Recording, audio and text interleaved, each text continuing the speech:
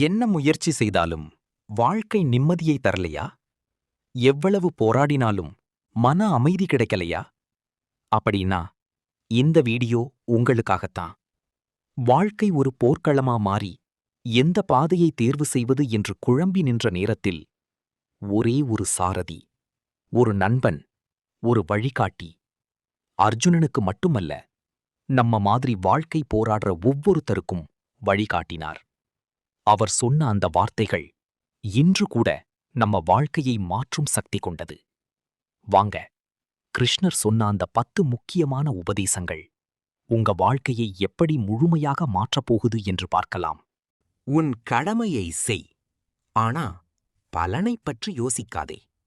இந்த ஒரு வரி வாழ்க்கையை புரிஞ்சுக்க உதவும் மிகப்பெரிய உண்மை. நம்ம வாழ்க்கையில் நடக்கிற பெரும்பாலான கவலைகளுக்கும் காரணம் என்ன தெரியுமா? நம்ம செயல்ல இல்ல, அதுக்கு வரும் பலன் பற்றிய அதிகமான எதிர்பார்ப்பு. நாம ஒரு வேலை செய்ய ஆரம்பிக்கிறதுக்கு முன்னாடியே, இதுல நான் வெற்றி பெறுவேனா, என்ன ஆகும், தோல்வி வந்தா என்ன செய்வேன்னு யோசிக்க ஆரம்பிச்சிடுறோம். இந்த எண்ணங்கள் எல்லாம் நம்ம மனச சிதறடிக்குது, நம்ம முயற்சியையே பாதிக்குது.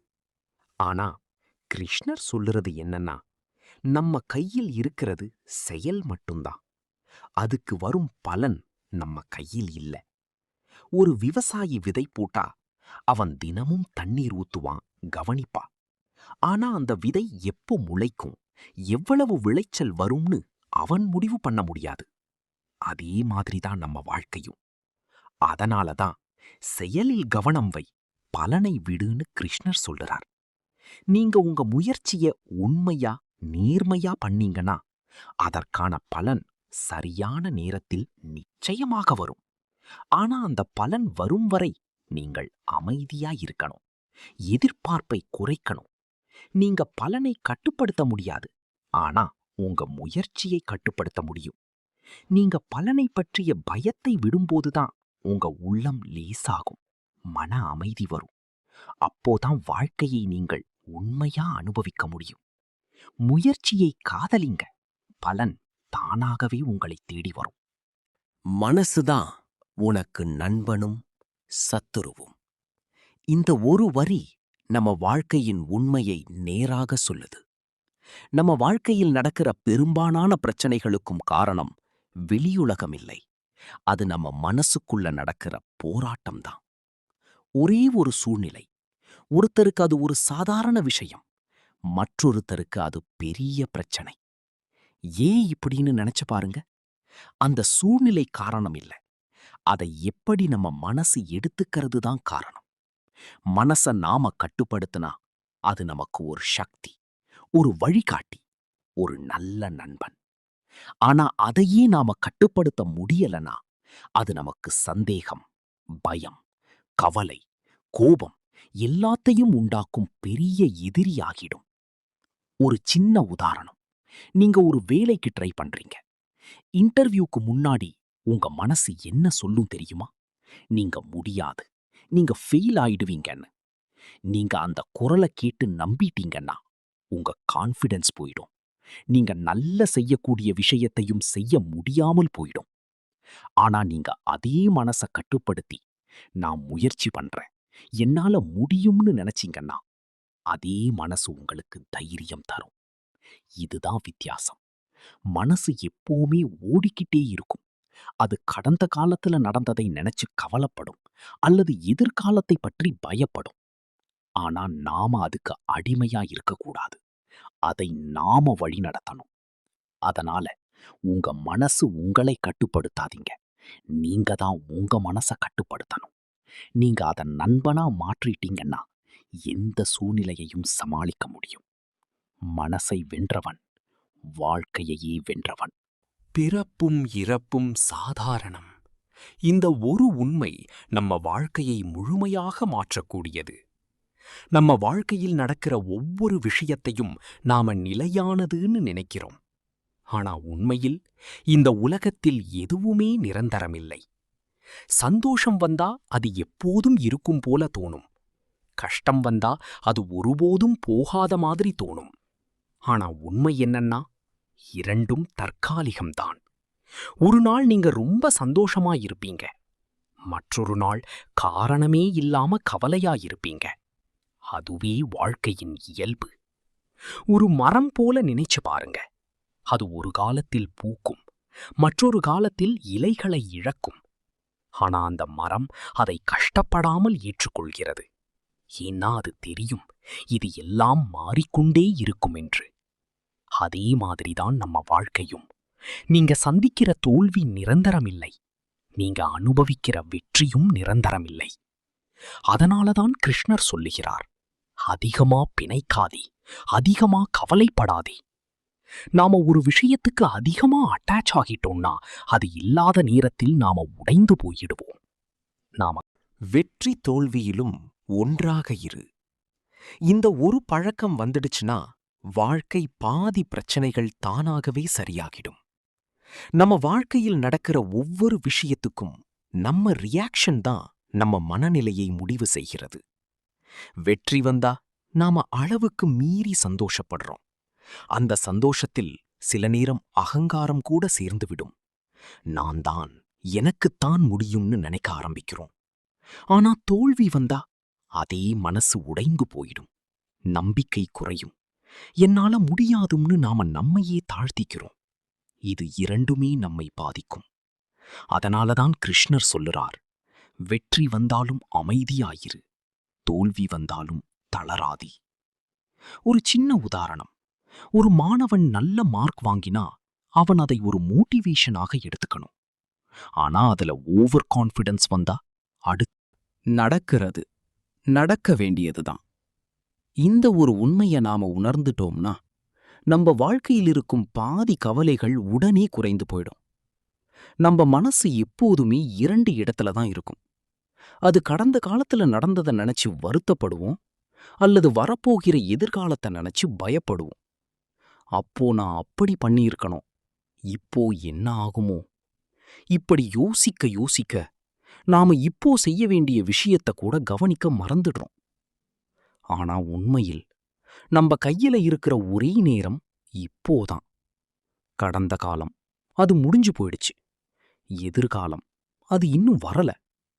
நீங்க கடந்த காலத்தை கவலைப்படுறீங்கன்னா அது மாறாது. நீங்க எதிர்காலத்தை பயப்படுறீங்கன்னா அது இன்னும் உருவாகவே இல்லை.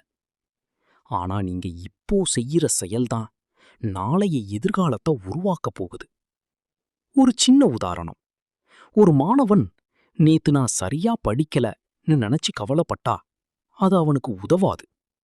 அல்லது நாளைக்கு எக்ஸாம் எப்படி இருக்கும்னு பயந்தா அதுவும் அவனுக்கு உதவாது. ஆனா அவன் இப்போ இந்த நேரத்தில் மனச அமைதியாக வைத்து படிச்சா அதுவே அவனுக்கு நல்ல முடிவை தரும். வாழ்க்கை ஒரு புத்தகம் மாதிரி. ஒவ்வொரு நாளும் ஒரு புதிய பக்கம். நீங்க பழைய பக்கத்தை மட்டும் பார்த்துக்கிட்டு இருந்தீங்கன்னா புதிய பக்கத்தை எழுத முடியாது. அதனால நடந்ததை விட்டுடுங்க. நடக்கப் போகிறத பற்றிய பயத்தையும் விட்டுடுங்க. இப்போ நீங்கள் செய்யக்கூடியதை முழு மனதோட செய்ய ஆரம்பிங்க. அப்போதான் வாழ்க்கை மாறும். இப்போவையே சரியாக வாழ்கிறவன்தான் நாளைய வாழ்க்கையை அழகாக உருவாக்க முடியும். என்னிடம் சரணாகதியாகுங்கள், நான் உங்களை காப்பாற்றுவேன். இந்த ஒரு வரி நம்ம வாழ்க்கையில் இருக்கும் மிகப்பெரிய பாரத்தை இறக்கி வைக்க சொல்லுது. நம்ம வாழ்க்கையில் நடக்கிற எல்லா விஷயத்தையும் நாம கட்டுப்படுத்தணும், எல்லாமே நம்ம கையில் இருக்கணும்னு நாம நினைக்கிறோம். அதுதான் நம்ம மன அழுத்தத்துக்கு காரணம். ஏதாவது நம்ம எதிர்பார்ப்புக்கு எதிரா நடந்தா உடனே கவலை, கோபம், ஏமாற்றம். ஏன்னா நான் தான் எல்லாத்தையும் நடத்தணும்னு நம்முள் ஒரு அகம்பாவம் இருக்கும். ஆனா கிருஷ்ணர் சொல்லுறது என்னன்னா, அந்த அகம்பாவத்தை விட்டுடு. உன்னை விட பெரிய ஒரு சக்தி இருக்குது, அதை நம்பு. சரணாகதி அப்படின்னா எல்லாத்தையும் விட்டுட்டு ஓடிடுறது இல்ல. நம்ம கடமையை செய்து முடிச்ச பிறகு அதன் முடிவை அமைதியாக ஏற்றுக்கொள்வது. ஒரு சின்ன உதாரணம். நீங்க ஒரு முக்கியமான விஷயத்துக்காக ரொம்ப முயற்சி பண்ணுறீங்க, உங்க பெஸ்ட கொடுக்கறீங்க. ஆனா அது உங்கள் எதிர்பார்ப்புக்கு மாதிரி நடக்கலன்னா நீங்க உடைந்து போகிறீங்க. அந்த நேரத்தில் நான் என்னால முடிந்ததை செய்துட்டேன், மீதியை நான் நம்புற அந்த சக்தி பார்த்துக் கொள்ளும்னு நினைச்சீங்கன்னா உங்க மனசு உடனே லேசாகிடும். நம்ம வாழ்க்கையில் எல்லாத்துக்கும் ஒரு காரணம் இருக்கு. நடக்கிறதெல்லாம் ஒரு நல்லதுக்காகத்தான் நடக்குது. நாம அதை உடனே புரிஞ்சிக்க முடியாமல் இருக்கலாம். ஆனா காலம் போக போக அது தெளிவாக தெரியும். நீங்க எல்லாத்தையும் கட்டுப்படுத்த முயற்சி பண்ணும்போது மனம் சோர்ந்து போகும். ஆனா நீங்க அதை விடுத்து நம்பிக்கையோடு சரணாகதி அடைந்தீங்கன்னா ஒரு அமைதி உங்களுக்குள் உருவாகும். அதுதான் உண்மையான நிம்மதி. நீங்க எல்லாத்தையும் பிடித்து வைத்திருக்க முயற்சி பண்ணாதீங்க. சில விஷயங்களை விடுங்கள். அப்போதான் வாழ்க்கை உங்களை அழகாக நடத்தும். ஆசை, கோபம், அழிவு. இந்த ஒரு வரி நம்ம வாழ்க்கையில் நடக்கிற பல பிரச்சனைகளுக்கு நேரடி விளக்கம். ஆசை இல்லாமல் மனிதன் இருக்க முடியாது. ஆனா அதிகமான ஆசைதான் பிரச்சனைக்கு ஆரம்பம். நாம் எதையாவது அதிகமாக விரும்ப ஆரம்பித்தால் அது கிடைக்கவில்லை என்றாலே மனசு அமைதியை இழக்கும். அந்த ஆசை நிறைவேறலன்னா அது உடனே கோபமாக மாறும். ஏன் எனக்கு கிடைக்கலன்னு கேள்விகள் வரும். அந்த கோபம் நம்ம சிந்தனையை குழப்பும். சரியான முடிவுகளை எடுக்க முடியாமலாக்கும். இப்படி சிந்தனை குழப்பம் வந்த பிறகு நம்ம செயலும் தவறாக ஆரம்பிக்கும். அதுவே கடைசியில் நம்மை பாதிக்கும் அழிவாக மாறும். ஒரு சின்ன உதாரணம். நீங்க ஒரு விஷயத்தை மிகவும் ஆசைப்படுறீங்க. ஒரு ஜாப் ஆகட்டும், ஒரு ரிலேஷன்ஷிப் ஆகட்டும்.